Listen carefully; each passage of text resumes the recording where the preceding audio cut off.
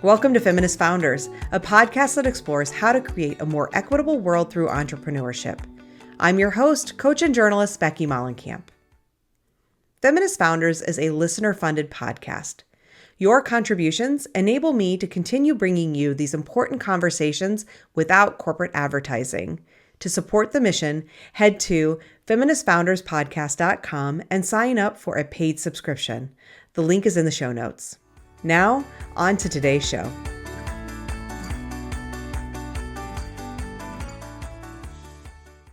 I just had a wonderful conversation that I'm so excited to share with you with Amy Greensmith, who is a certified and credentialed life coach and hypnotherapist. She's also a speaker and a personal empowerment expert. I think you're going to love our conversation. I was thrilled when she asked to be on the show, and I did my research and discovered that she really is very much values aligned, really is one of those few coaches out there like myself who are speaking to personal development and professional development areas through a truly intersectional feminist lens. So I think you're going to really enjoy what we talk about. She's also, in addition to being a coach, she's a writer, a podcaster, a speaker, as I mentioned, and talks a lot about self-worth, which was really the focus of what we talked about here. I will share the links in the show notes where you can go and learn more about her, where you can grab her ebook that we talk about in the episode as well. I hope you enjoy learning from Amy Greensmith as much as I enjoyed getting to know her. Hi, Amy. Thank you for being here. Hi, Becky. I'm excited to hang out today.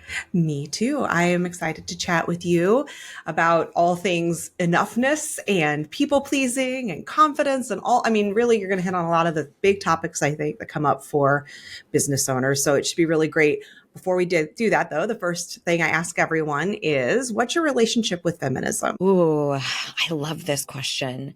I think it is constantly evolving. As a fellow Gen Xer, I think we can both relate that sort of the first concept around feminism was always very negative in my upbringing, because I grew up in a very, very conservative, born again Christian family, and the idea of feminism were like they were male haters. They wanted to forward this liberal agenda that we clearly didn't subscribe to in my household. Things have changed quite a bit, but it has really evolved, and I think where many of us have gotten to is sort of this crazy righteous anger and righteous rage for all of the oppression that has happened for our ancestors and for our families of origin. And I really think now we're starting to see it through a different lens, so as it's not as much about women overpowering men, which is what it's never really been about, but looking at the softer qualities that are called for in all of humanity. And I think many times we think in binary terms, right? It's either or, men run the country or women run the country. And the feminist perspective is one of equality, equity. We all get, all the ships get to rise kind of thing. And I think really that's what I've been looking at a lot more recently, is that this is not necessarily about anybody paying or taking out vengeance on an entire gender or anything like that, but rather, what do we want to usher in more of? And what I want to see more of is emotional intelligence and softness. I have a real issue with the languaging of masculine and feminine. And I would much prefer that we use semantics like soft and strong, because I think those elements are a little bit less charged for people. And that is something that I think we can all buy into, as opposed to trying to get a bunch of people to buy into this idea that there's this masculine part of me or there's this feminine part of me. What if we just said we're an amalgamation of all of these different soft and strong qualities, and they're just called for at different times? So that's sort of where I'm landing these days. The idea of masculine and feminine drives me a little bonkers too, because it's so rooted in the binary, and this idea that there are ways that we are somehow biologically different, that men are biologically stronger and women are biologically softer. And Anyway, there's a Yeah, lot of things about that that are not helpful. And so, and language matters. So, right. and speaking of that, actually, that's sort of where I want to start, which is around language matters, because as I was doing more research for this interview, I saw on your podcast, which is called The Bold Faced Truth. So people should check that out as well, that you were talking about the difference between feeling not enough and believing you're not enough. Yes. And I think for many people that would sound like the same thing. And so the Yeah. language matters. So tell me a little bit about what you see as that difference. Well, I'm so glad that you brought this up because it's something that we skip over so much. And it really comes down to emotional intelligence. So most often when we experience something that is emotionally painful, like being rejected, somebody saying they want a divorce or they don't want to see you anymore, or being passed up for a job opportunity or a business venture, we have a subsequent emotion that comes with that. So that, I think, is grief, right? It's grief around there was something here that I thought was going to go my way and now it's not, right? But far more often, we take that feeling that we're experiencing and we annex it to a belief about who we are. And so it sounds something like this: if she doesn't love me or he doesn't love me, then I must be unlovable. If I get passed up for this promotion, then I must be not enough. We take an isolated situation or a circumstance that carries a very limited amount of emotional pain, and we make this grandiose assessment about who we are, and we further anchor into that belief. So I have this sort of house metaphor that I use around this. And the idea is that our worthiness is sort of this house, this structure that we are, that there's nothing else like us. We're unique. And there are people who are going to come along to our home and leave a giant pile of shit on the porch of our home. That is like experiencing rejection, criticism, people not liking our choices or being mean to us, whatever it might be, being offensive. And we can stand there and go, okay, I'm going to take this giant pile of shit and bring it into my house, sully my house. The house still has the same value, but now it just stinks to high heaven, right? Now it's like, this isn't fucking fun. And conversely, there will be people who leave a beautiful gift on the porch of your house. And you might choose like, oh, this feels really good, right? This is like when people give you adoration or accolades or acknowledgments, promotions, love, etc. And we go, oh, okay, that must mean I'm worthy. But no, it just means it gives you a specific emotional frequency. You just feel better. So both of the piles of shit or the gifts don't affect the value of the house. They just feel differently. And so the more we can say, this situation sucks, but I don't suck, or, this really hurts, or I'm so proud of myself for accomplishing this thing, and I'd be enough even if I didn't. The more we can anchor into our worthiness, not necessarily being about a feeling, but rather about a belief, that changes everything. Changes everything. Well, no one chooses to believe that they are worthless, right? Like people aren't Mm, sitting around going like, "Oh, I just really want to feel unworthy today. I really would love to feel like I'm not enough," right? yeah. This isn't something that people are like just simply choosing between. And yet, so many of us have this little voice all the time telling us that we're not enough and they're all going to figure it out and we don't deserve this thing, all of that. So it's not something we're actively choosing, yet so many of us have it. So what's causing it? And I'm Mm. hoping that you can speak to this as something larger than just an individual action. But again, it's like that stuff that's being done to our house, not just us doing it to our house. That's right. It's like who's regulating the land and what else is going on systemically. So, yes, I'm really, really glad you brought this up.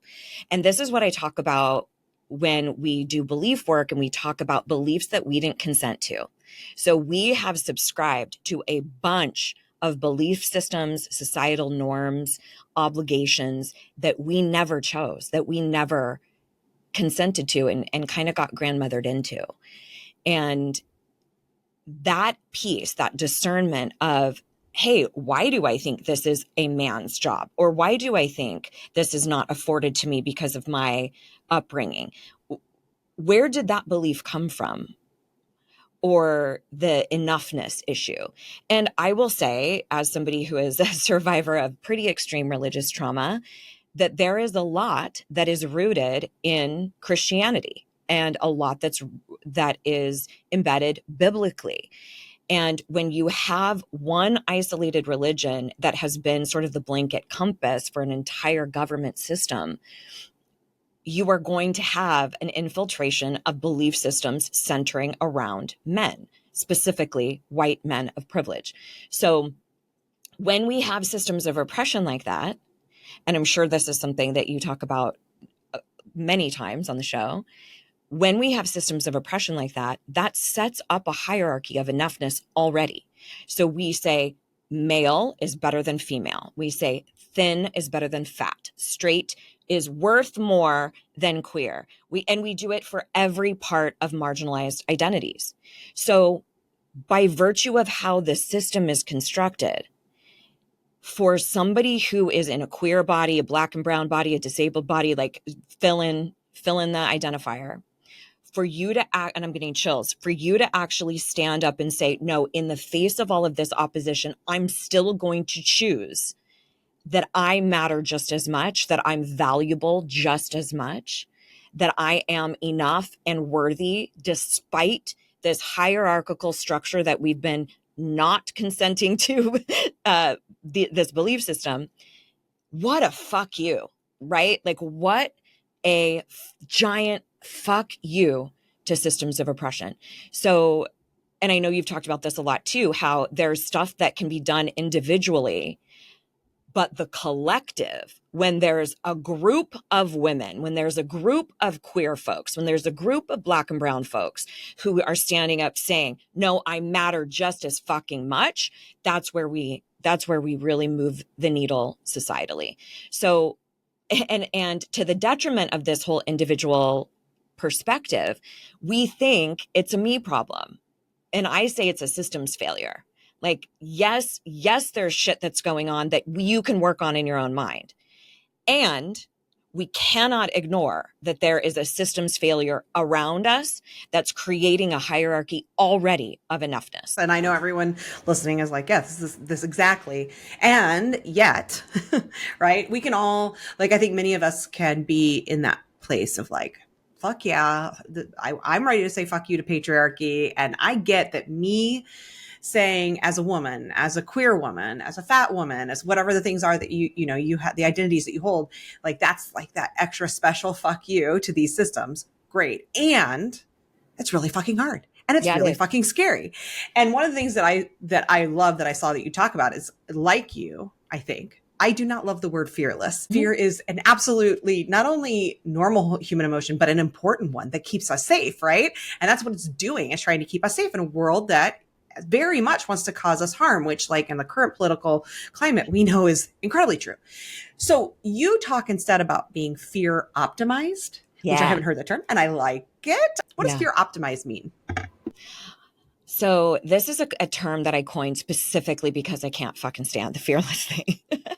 and I get it. It's kind of akin to the whole like girl boss. Like, I'm like, no, just a fucking boss. It's the sort of the vernacular of social media psychology kind of is what it really is. So the idea behind fearless, you're absolutely right. It actually doesn't exist. And so I don't think, like perfectionism, we need to have another thing to shoot for that actually doesn't exist. Because so many people think like, okay, I will accomplish that thing or I'll get back into the dating scene or whatever it is as soon as I don't have fear.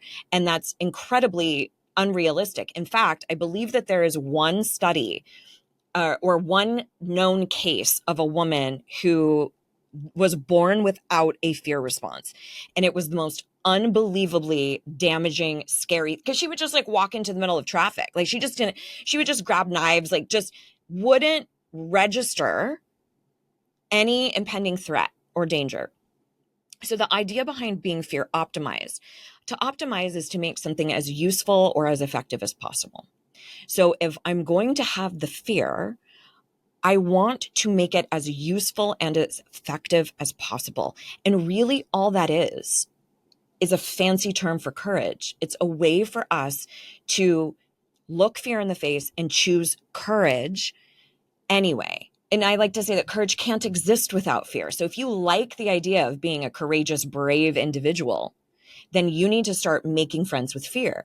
But here's another element of this intersectionality that we have to look at.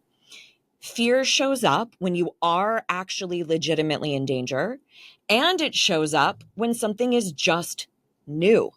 So the first time you go to an interview, the first time you speak on stage, the first time you go on a date with someone, that same mechanism, the critical factor of the mind, is going to kick in and say, Becky, are you sure?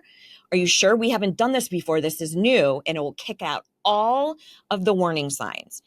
It will also do that when you're in the face of danger, when somebody is about to attack you, or when you do need to get to your car really quickly, right? It's the same exact mechanism. So one way to discern, is courage being called for here, is to ask yourself, am I actually in danger, or is this just new? Because that will usually give us the compass of like, oh, I'm just really scared to go to this interview. I'm really scared to put myself out there again. I'm not actually about to lose my life.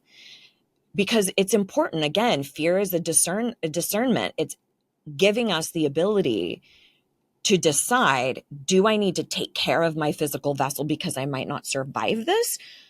Or am I outsourcing my worth in some way and going, oh, I'm not enough to go on this date, right? Send in all the inner critic chatter. There's so much in there that was really helpful. I can't wait for people to listen and then re-listen. So thank you for sharing that. But one of the things you said early on that I want to make sure I don't forget to get to is you talked about social media psychology. Yes. And oh boy, do I ever feel that. You're a coach. I'm a coach. I love what we do. Mm-hmm. And I find our industry to be deeply problematic for a lot of reasons, because there are too many people who are basically practicing unlicensed therapy, one. Yep. And then too many people who are trying to, out of the best of intentions, help people, but they don't understand these bigger systemic issues. Mm-hmm. And they are inadvertently causing a lot of harm by not being able to speak to the fact that there are some people for whom that fear really is necessary, like to shut them down. They need to be shut down because they know that their safety is truly threatened in ways that maybe those white ladies can't understand. Right. So when you talk about self-help going wrong, what are you talking about?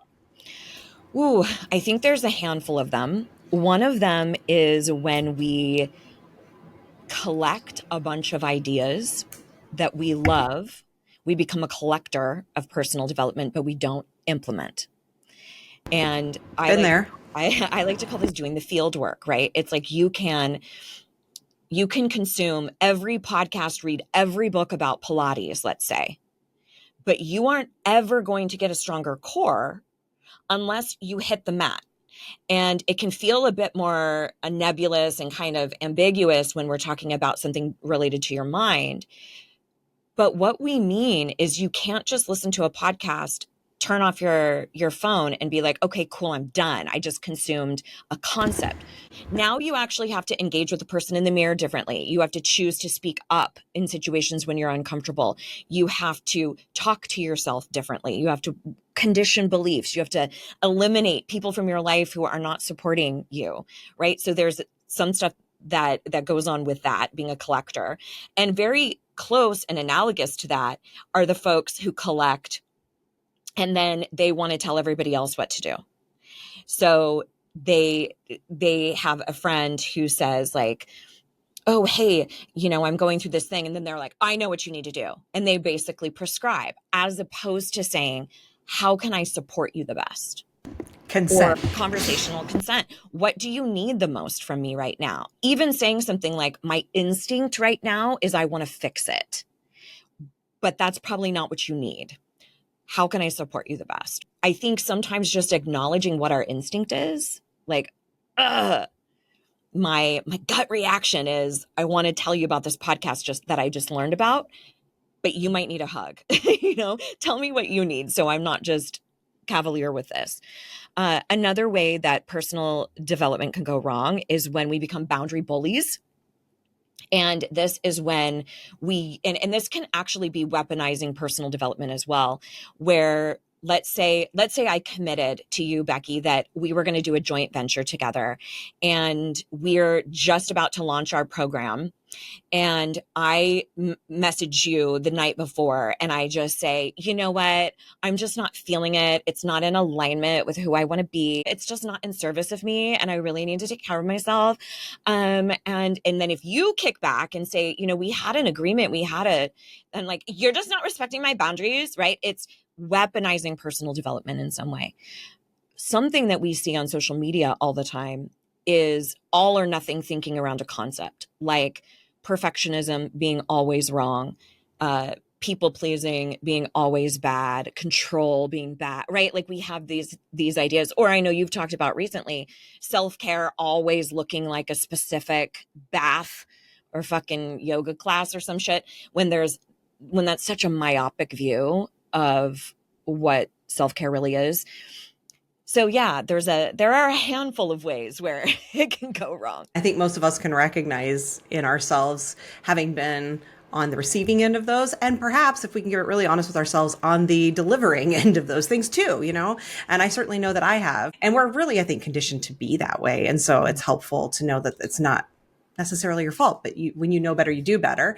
You also talk about helping women leaders finally believe they're enough, that they can create unshakable boundaries and communicate with power, no guilt included, which makes me think of that piece of like, we have to let go of the guilt of where we've messed up, where we've got it wrong, and start doing it.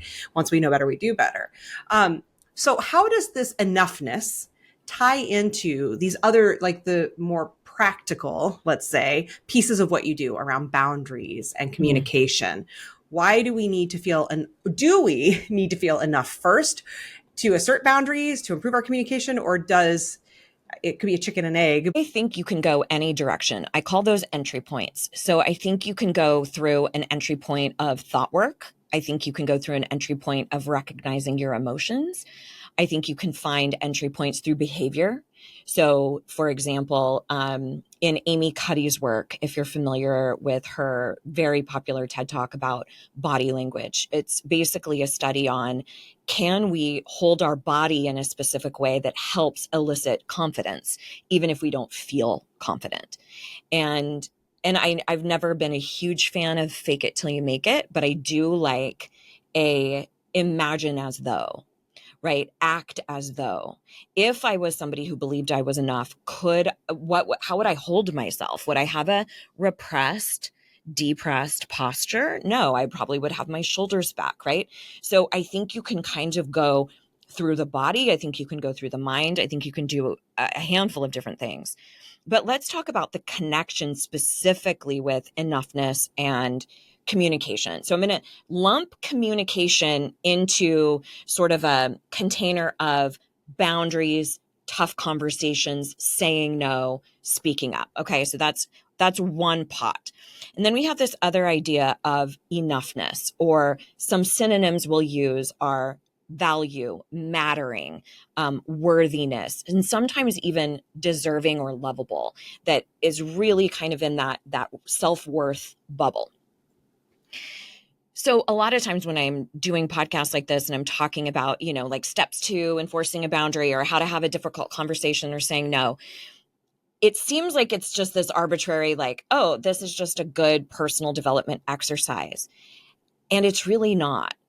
It's actually because your worthiness is actually dependent on that behavior. This is what I mean.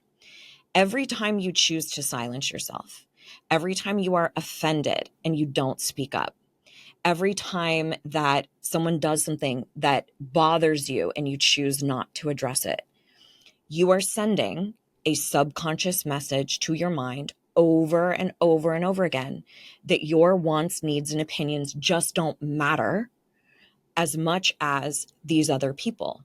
Now, we don't consciously think that. We don't go, I don't matter as much as that person. we think things that are rooted in our past history, but things like, oh, I could never say that to her, I could never do that to him, or oh, don't rock the boat. We have a shit ton of idioms like no use crying over spilled milk, don't, open up a can of worms, sweep it under the rug, right? We have a lot of ways to say shut the fuck up. So if we want to change that narrative that everybody else matters more than I do, we have got to start behaving in that way. So one of the behaviors that we can nurture is speaking up with other people. And it doesn't always have to be this massive come to Jesus, right? It could be something as simple as saying what you really want for dinner, right? Like if someone goes, wherever you want to go, don't just say whatever you want. Say, if you are in the mood for Thai, say fucking Thai. I'm in the mood for Thai. If you aren't able to attend something, instead of saying no and then trying to build some sort of noble lie of like, well, my grandmother's in the hospital or I have Beyonce tickets, say I'm just not available. Thank you so much for thinking of me. Please ask me again. You don't have to give a reason, y'all. If you are offended, you don't have to go into this diatribe and read them the riot act. You can say, hey, listen, I don't share that opinion. I'd appreciate it if you didn't mention that around me. Or we certainly don't need to get into that right now. There's a lot of ways to begin speaking up for yourself that is directly related to how valuable you feel. Because when you do that, when you say that boundary, when you speak up for yourself, you're likely going to have what I call dichotomous emotion, where you, on one hand, feel so proud of yourself. And then on the other hand, you're in grief or you're disappointed or you're sad about how you were received or how the other person took that information. And again, we come back to emotional intelligence, but it's recognizing, no, I deserve to take up space. And here's one way that I can do that through communication. And when you have been told overtly or perhaps more subtly that you don't deserve to take up space, that you should not take up space, which I think is very much the case for women who are told not just to be quiet, but to be physically small. Like that is, we learn early on, we are meant to take up as little space as possible. So it can be incredibly hard to claim space when it's been reinforced for decades for you that you're not supposed to or allowed to.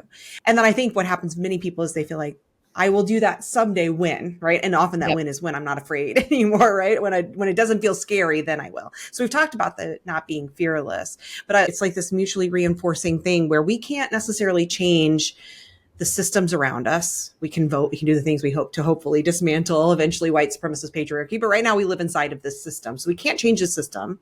We can't change the past. We can't change what's happened to us that helped to inform who we are. But we do continue to have some agency over the choices we make. And what you're saying is every time that you make that choice, even if it doesn't feel like a choice, and again, you have to go back to that evaluating true safety versus just, is this new? Have I never stood up for myself in this way before? And so it feels scary. But in those moments where we have a choice and we make the choice to not say the thing, not do the thing, we're reinforcing all of those things that were given to us. Mm-hmm. And so that choice in that moment is not just a choice about that moment. It's also, like you said, it's a choice to say, I'm done with the systems. I'm done playing the part that you've given me. I'm done consenting to be someone I never agreed to be, which is a great thing that Erica Corday talked about in another episode of the season. And so I love that. One of the things that I think is really important to discuss around all of these topics is the nuance in personal lived experience. Because what came up for me is oftentimes antithetical to speaking up, antithetical to boundaries is typically people pleasing, right? And that's one thing as a buzz term that we hear that it's awful, right? It's, you don't do it. Oh, it's subservient, whatever. You're not a good feminist if you don't, if you're still people pleasing. And again, I think that's a really myopic view of people pleasing. If we look back to our primitive ancestors and how we survive, and I know you've talked about this a lot too, it was not a tribe of one. It was a community. We had to belong to a group. And this is also where we get Maslow's hierarchy of needs, one of our core needs being belonging. And the reason we are searching for approval from our families of origin or from people that we're dating or friendships is because it's rooted in our humanity, in our biology. So when somebody doesn't approve of us or our family doesn't like a decision that we made, at a cellular lizard brain level, we are thinking, I might die. I might not survive this. And I know that sounds hyperbolic, but on a more surface level, it's just there's a threat detected. Threat detected. And for many of us, we developed a very positive association with people pleasing because it kept us safe in our childhood. So it could be that you grew up in a family with a very volatile caregiver where you learned that walking on eggshells was how you survived. Or maybe you grew up in a family where you had a sibling who needed a lot of care. And so maybe you became the delinquent, or maybe you became the overachieving perfectionist, or maybe you became the people pleaser. But again, we are using that as a behavior in order to stay safe. So still, it's called upon. I had an interview with an amazing Black woman who was the host, and she asked me, do you think, I'm going to give you a scenario. Tell me if you think that I people please. And she was talking to me about giving birth to her child, and that when she went to the hospital, she made it a point to be overly friendly and accommodating and kind with all of the doctors, all of the nurses, etc. And I said, sure, that could be in the category of people pleasing, but it's from the motivation of self-preservation, because I'm sure I don't need to tell everybody who's listening that we have the highest mortality rate for women in pregnancy, and it's exponentially worse for women of color, especially Black women. So what she's doing is she's doing that specific behavior from a place of self-preservation, as opposed to outsourcing her self-worth. I need you to approve of me so that I find value in myself. It's very, very different. I think everybody listening, if you are a woman or you're femme presenting or been socialized as a woman, we know what that's like to acquiesce or placate an aggressor, a man, in order to not get murdered. Right? So in those situations, that defense mechanism, which now we oftentimes will call fight, flight, freeze, fawn. Fawning is kind of akin to people pleasing. We do that sometimes in order to actually stay safe. So again, we have to use that discernment, because fawning or people pleasing is usually in the face of fear. Am I in danger, or is this just new? In order to figure out, is this people pleasing something that I actually need to change? Or is this what's keeping me alive in this workplace or in this family or in wherever it is? I have issues with the term self-sabotage for the similar reason, because it's often self-preservation that That's we right. then describe as self-sabotage. And it's all these things that are systemic, global kind of issues that go well beyond me that get turned into a personal problem, a personal failing. And that is so problematic, but I think it's by design because it keeps us stuck. It keeps us from taking action. It helps to preserve the systems when we stay in this place of operating out of self, being told that the things that we're doing to save ourselves are actually things that are harming us or that Yeah. make us bad. Well, then we're not going to take action. When we get into a shame place, we don't take action. So I think it's such great nuance that unfortunately in that social media psychology space is always lacking. And nuance is really so important when we talk about these kinds of things, because there Yeah. is no one size fits all self-help solution, because we all have such different lived experiences. You brought up people pleasing or emotional caretaking, help putting others first, whatever it looks like for people. If someone does that activity, that exercise of thinking about, is this actually Yeah. safety, or is this just new, or am I ready to say, can I now acknowledge that maybe at one time it was about safety but no longer is, and I can take care of myself here? If they're used to saying no, how do you start saying yes? Let me ask you this. Do you mean if they're used to always saying yes and placating, how do they start saying no? Yes. I guess sort of to me it really is like kind of that, how do you start setting boundaries, but That's right. and or stop people pleasing.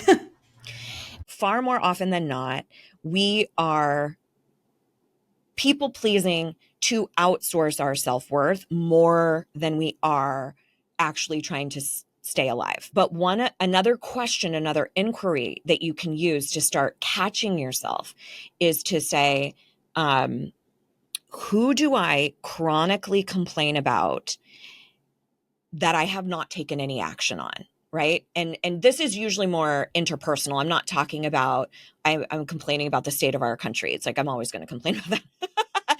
I'm talking about, do you come home from work and your partner gets an earful every day about Susie in accounting and how much you cannot stand her, and Susie has no fucking idea? If it's worth getting pissed off about, then it's probably worth taking some action on. And if that other person has no idea or has a very saccharine view of what your issue is, a sugar-coated view of what your problem is, then they probably don't have an understanding of the impact that this is having on you. So if that's usually where we can go, okay, who pisses me off the most? Where do I chronically complain where I don't take action? And maybe where am I speaking up where someone else knows about it, like my therapist or my coach, but my mom doesn't know? Like the person who can actually do something about the grievance isn't privy. That's one place for us to go, okay, there might be some speaking up to be had here. With regards to how do you start saying no when you've been a yes person your whole life? When I lived in California, we would call it being the totally girl. Like, totally, I'll totally do that. Yeah, totally. Like, and also feign enthusiasm, which is an extra layer of lying, really. I had another colleague who would say people pleasers are just liars. And I think there's an element to that, because although there's a lot of ways that it's self-preserving and therefore of integrity, I do think that there's times when, we're talking about attracting like-minded people into our life. We don't want to attract inauthentic people. We don't want to attract a bunch of liars. We want people who are safe enough with us too to actually be vulnerable. And that's a delicate dance. So that's one thing that you can start asking yourself. Who do I chronically complain about and that I have not taken action on?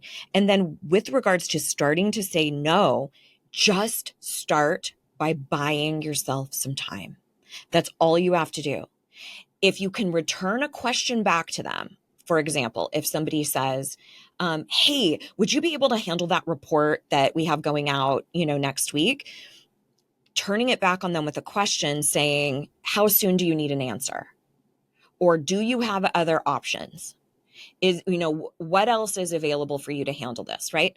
But just saying, how soon do you need an answer, can give you so much more space. Now, if they say it's really tight, I need to know like right now, then here's my favorite canned response. Thank you so much for asking. I really wish I could say yes. But if you have to know today, I would hate to have to pull out last minute and let you down. So I'm going to have to politely decline. Just say no. Just say no. But if you're in a public place, you're with your family, you're wherever you are, if you can even just say, hold that thought really quick, I'm going to be right back, run to the bathroom. Just give yourself some space before you say yes. Because it's habitual. It's already wired into our subconscious. It's just going to come out. So if it does, and you go, yeah, totally, I'll do that for you, walk it back as quick as you can. So if you're at an event or it's later on in the day or something like that, go back to that person and say, you know what? I think I messed up. I think I preemptively overcommitted myself with that thing that you asked for earlier. And if you are doing that, if you're walking it back right then, like pretty quickly, I don't think there's really a big deal. To the example that I used with you earlier, if you and I had been building this program for months and then I just decide to change my mind, that's not really of integrity. But going to somebody and saying, hey, listen, I think I messed up. I should not have said yes. I've got it. And you can use vulnerability if you're in a safe situation with somebody and saying, to be honest with you, if I add one more thing, I think I will absolutely implode. And you deserve to have somebody who's going to come through for you. So giving yourself some of these stock phrases, and you literally have to rehearse them. You have to write them down. You have to get in front of your mirror and you have to rehearse them like you're in a goddamn Christmas play. Like you have to. Because again, this is going to be just consuming shit and going like, oh, that's a good idea. And then never doing anything with it. I talk to people about practicing the pause, same thing, learning to like find a way to push pause to get out of that mode, because like you said, it's a habit. Your knee jerk reaction is what you've always done, which is sure, yeah, how?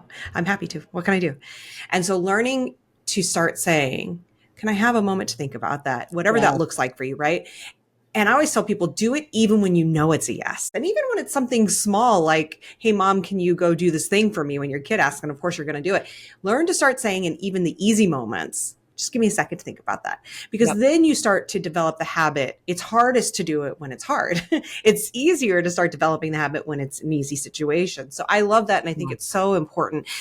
One of the things you mentioned was vulnerability. And Mm. I had seen that you talked about using vulnerability to have more effective conversations. And I think for a lot of folks, especially women, when we live in an environment that tells us, that's already hostile towards us for being emotional or weak, that the idea of being vulnerable, most especially in professional settings, can be very scary and doesn't, on the face for many people, may not sound effective, right? It may sound like, oh no, I'm just going to get judged for being weak again or too emotional again. So talk to me a little bit about how being vulnerable is important for effective conversations, most especially in that professional environment.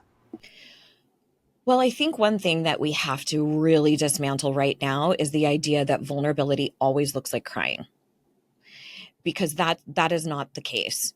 Vulnerability is really an honest assessment or statement about what's going on with you at a given time. And that usually involves emotion. But like we were talking about earlier, it can be relative depending on what your lived experience is. So if you've seen the book, You Are Your Best Thing, which was curated by Our Lady Brene of House Brown and Tarana Burke, who founded the Me Too movement. This is a collection of essays from Black individuals. And at the very beginning, Brene talks about, or Tarana actually talks about, how there was a disconnect around this concept of vulnerability for her every time she would listen to Brene's work. Because for Tarana's lived experience as a Black woman, vulnerability meant death and harm, and you have to keep your guard up at all times. So there was this massive disconnect in understanding even what Brene was even talking about. So I think that's incredibly important to recognize, like, is this a space where vulnerability is warranted? And if you are in an occupation or a workplace environment where vulnerability is weaponized, then it might not be your specific tool. Okay. So it can be a tool. Is it always the tool? Not necessarily. But I just did this with one of my long-term clients. So she is a very loud, gregarious, outspoken sass pants, and she's a badass. She's a nurse practitioner, and she, like many people who are listening, gets penalized for being excellent. Right? Where just give it to her, give it to Amy, give it to Becky, she'll take it. It's easy, right? So her method of conveying her frustration has been through passive aggressive comments like, oh, sure, I'll just take that, I guess. Or, and they're like, oh, haha, she's so funny. And I said, we need to go in with some vulnerability. And so we just prepped for a conversation that she had, and she's given me permission to share. Um, we went into this conversation and she had all of her bullet points, and I have a whole rubric of prepping for conversations, etc. But one of the pieces is to ask for what you need, and is to say, please just let me get through this. It took me a lot to kind of compile these things that I want to share and say. I would really appreciate it if you just let me get through that. That already is vulnerable. That's a vulnerable statement. It doesn't have to look like unhinged fucking behavior. It can just be a statement about what's going on with you that's genuinely real. And then as she went through all of her bullet points, she would acknowledge intent. Like, I'm sure it's not your intent to cause this, but here's how it lands with me. Here's how it lands over here. And to say, here's the impact of that not getting rectified. And here's how that feels for me. And to say it more anecdotally as opposed to embodying that emotion. But here's the ripple effect, almost as though you're reading it third person. And the response that she has gotten from that delivery that was different than her normal, sassy, like fun self, that can kind of make it a joke. And really what that other person and the logical rationale to conclude is, I'm sure if it was that big of a deal to Becky, she would tell me. Or Becky seems to make a lot of jokes about it. I'm sure if it was that serious, she would really let me know, right? That makes a lot of rational sense. And we're always just focused on our own shit. We're not always thinking about the impact on other people. So if you go in vulnerably and saying, I doubt you would calculate this, but I want to give you a real clear snapshot of what this looks like for me, for my team, for how we're handling things, that is vulnerability. That is being vulnerable. And I will also say you are far more likely to be written off if you come in guns blazing, if you come in yelling and screaming, if you come in with a wall up. It is so much easier to be like, ugh, stupid. Oh gosh, she's such a pill. It's a lot harder to argue with somebody saying, I want you to understand the magnitude of this initiative. Well, that's vulnerable, right? You mentioned in there about intention, impact. And I know that something you have said is that you are responsible for your intention, not your reception. And I'm curious what you mean by that and how that plays with, or it goes with the idea that it's intention doesn't matter, impact does. Most especially because that's something that comes up a lot, especially for people who are trying to learn about privilege and the ways that our lived experiences are different. And it may not matter that you didn't mean to hurt someone with a microaggression or something and didn't realize it, but the impact is what matters. So yes, talk to me about that. Yeah, this one can be a little hairy for that exact reason. And I think it's kind of a semantics thing, because when I talk about you are responsible for your intention, not your reception, it's the idea that you are responsible for who you are being, how you are showing up, what the choices that you make about course correcting.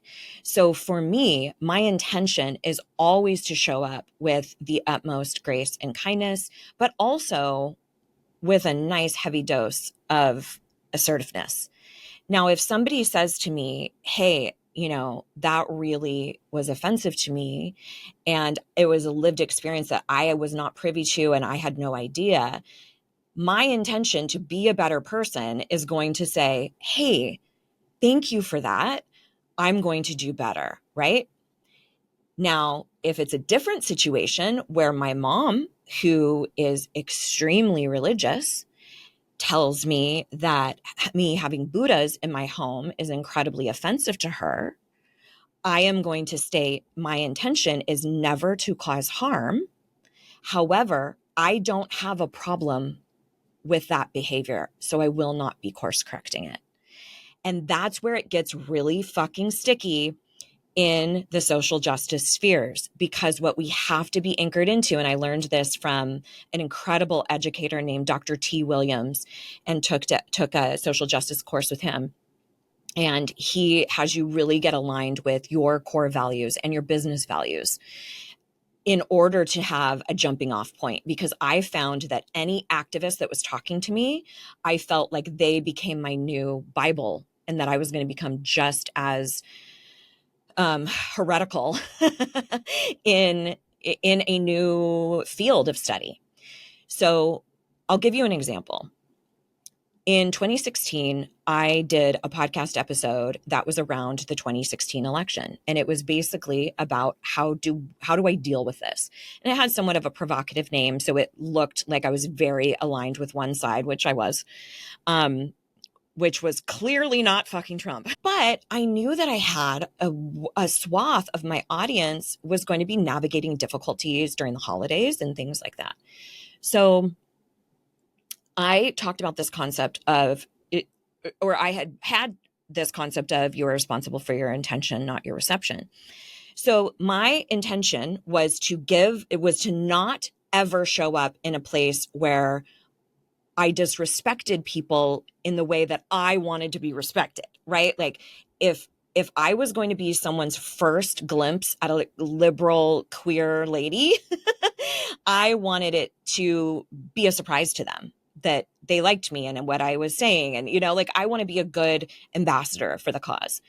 So I felt really good about this podcast that I put out. Well, my reception was all across the board. Some people loved it. They said, thank God, I had no idea how I was going to traverse the holidays. Now I have a rubric. Thank you so much. Some people indifferent. They're like, I don't follow anything politics. I head in the sand. I, didn't catch it. And then other people were incredibly upset. And, oh, you've lost a listener. Oh, you've blah, blah, blah. And I said, well, did you listen to the episode? Because it was very inclusive. And it was about how to respect one another, even though we have such polarized views. And, they were just vitriolic about it. So I went back and evaluated my intention and who I was being, essentially asking myself, knowing what I have known now, would I change my stance, my behavior, anything to accommodate? And I went, no, I wouldn't change anything. I'm at peace with how I showed up. So that's what I mean by evaluating what can I control and what do I need to let go of? Because there is no way to cater to all of the ways you can be received. You just cannot do it.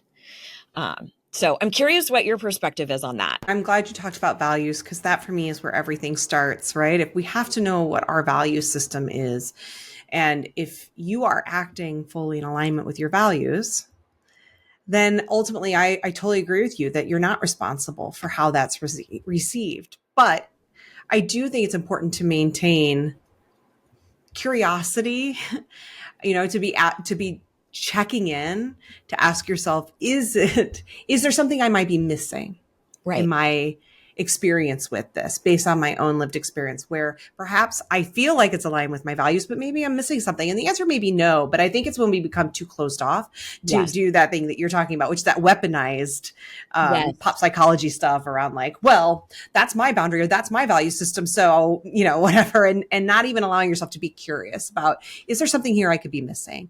And if you still feel good about it, then at some point we have to own our choices because otherwise, again, we'll go into that fawning. And when you're trying to fawn to everyone, you can't. So then you shut down and you do nothing. And what is that doing for the world? I think there's also another nuance here in choosing to stand up for yourself versus specifically causing harm.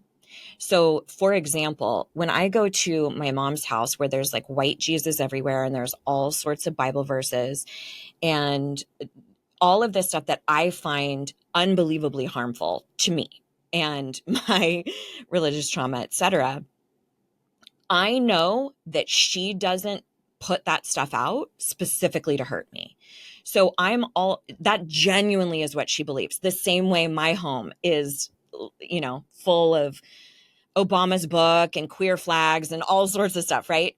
I'm also not going to change that, but I'm not going to buy her a book about understanding your queer daughter who is in a straight presenting relationship. Like, I'm not going to do any of that because that would be hurtful to her. But it also means that I'm going to take up just as much spiritual space. So if she has invited me to a bunch of different church events and things like that.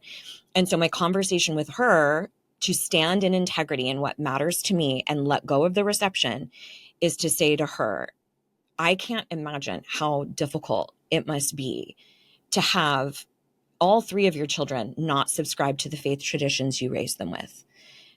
That has to be painful. And I'm honestly so sorry that that is what you've had to experience. Please know my intention when I say no to these things is not to cause pain and not to hurt you. It's from a place of standing in my own truth. So here's my commitment to you is if my mind ever changes, you will be the absolute first person to know. But going forward, this is my request. Please do not invite me to any church functions. Please do not send me any materials or literature. The same way I do not invite you to summer solstice, nor do I try to give you a tarot card reading, because I respect that boundary of yours. So I'm going to ask for the same in return. And that really did the trick. I'll tell you what. It was, and again, she's hurt.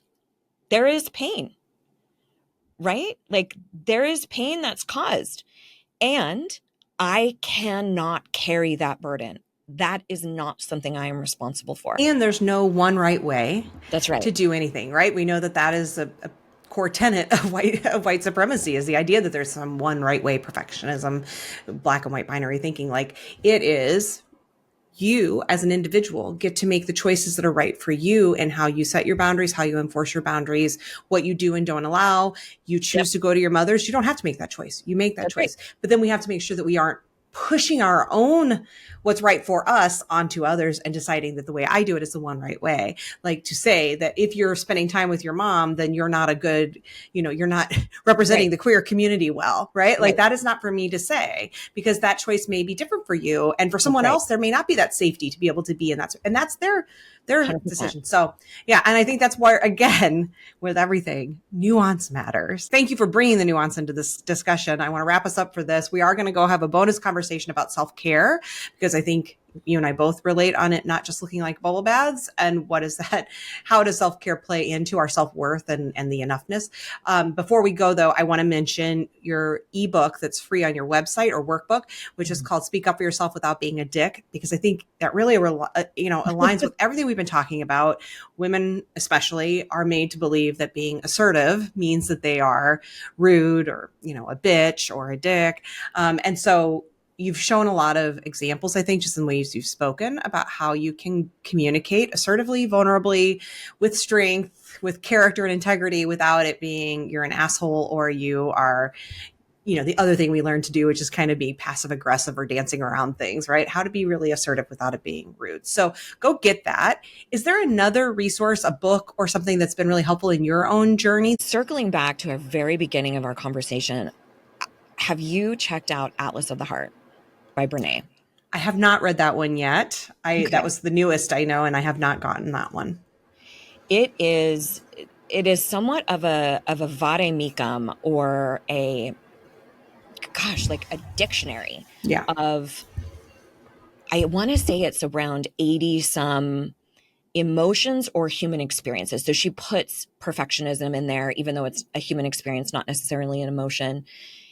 And it really gets granular around having nomenclature for what we're experiencing. So she did a study that I want to say was around 7,000 individuals, asking them how many emotions can you name?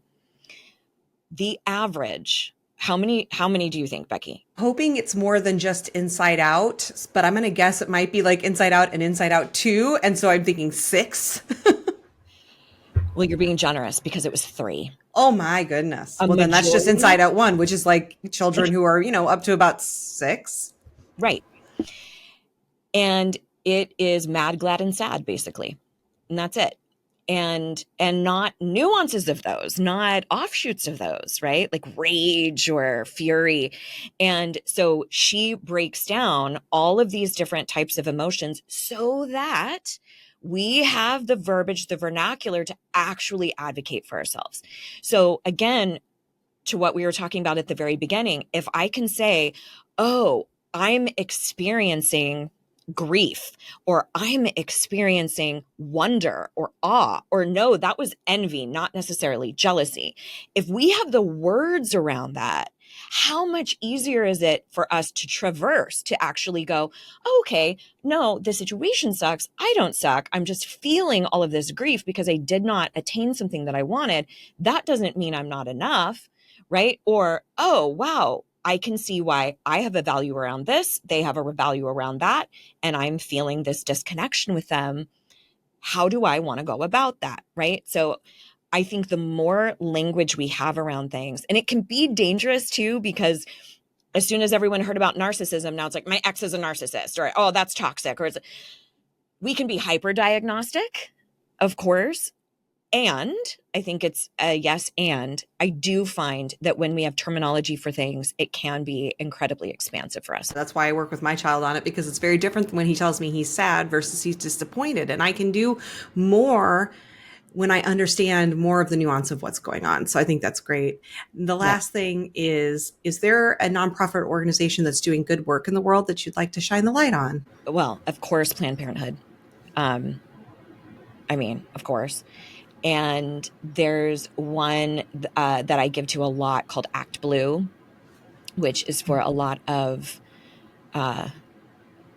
blue leaning folks. Blue candidates. Yes. Thank you for sharing those. I will make a donation. I already give to Planned Parenthood regularly anyway, but I will make a donation to Act Blue, and as a thank you for your time, and ask others that are listening to do the same. And we're going to stop here and go have our bonus conversation about self-care. So if you want to hear that, make sure you're subscribed to the Feminist Founders newsletter. That I've had a blast, shared Becky. there. Thanks for having me. And thank you again, Amy, for your time. It's been a great conversation.